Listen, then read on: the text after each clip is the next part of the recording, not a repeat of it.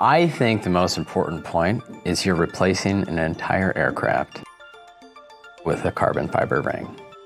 That is a mind-blowing statement.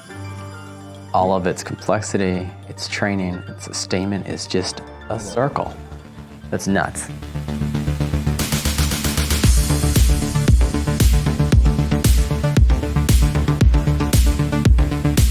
The hybrid quad rotor is essentially two full-blown, complicated aircraft glued together. One aircraft always carries the dead weight of the other, and each aircraft brings with it many failure modes, training requirements, and sustainment needs. What if you could replace one of these aircraft and all of the complexity that it embodies with a simple, maintenance-free, passive structure? And what if this same structure not only radically simplified the aircraft, but eliminated all of the performance limits inherent to the hybrid architecture? The duct improves thrust by 85% compared to an open propeller. It's this brilliant insight that this structure not only makes it capable of taking off and landing without a quadcopter strapped to it, it makes it a better plane in forward flight.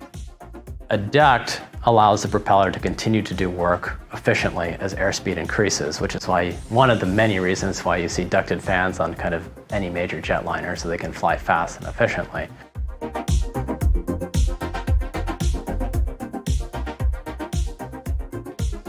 The VBAT went on to provide over 4,000 hours of COCO flight on the VBAT 118.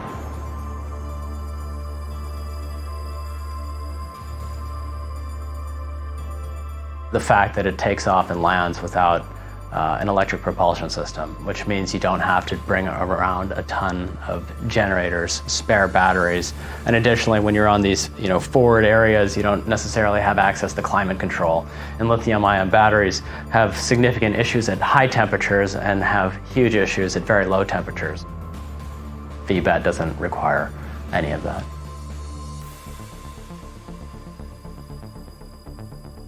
A standard operating procedure for many hybrid quad rotors is to cordon off a portion of runway or lay down a large section of AM2 matting.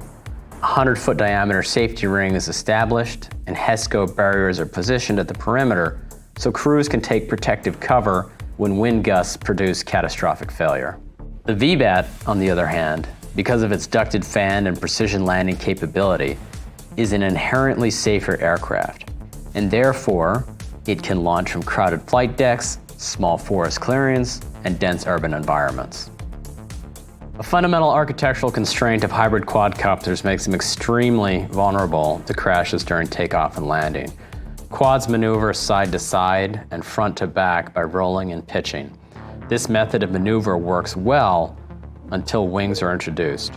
When the hybrid rolls and pitches, the wind gets atop or under the wings and produces huge forces that can overwhelm the propulsion system, destabilize, and crash the plane. By contrast, VBAT's vectored thrust system can apply maximum translation and gust rejection forces in a way that is largely decoupled from its wing and body orientation. This makes the system resilient in challenging wind conditions during takeoff and landing.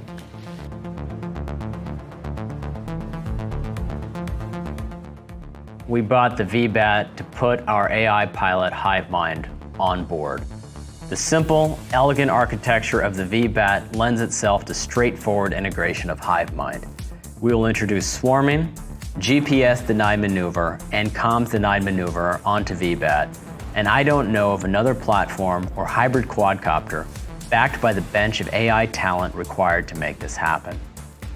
The VBAT represents the most simple, highest performing economic approach to VTOL aviation in the Group 3 space.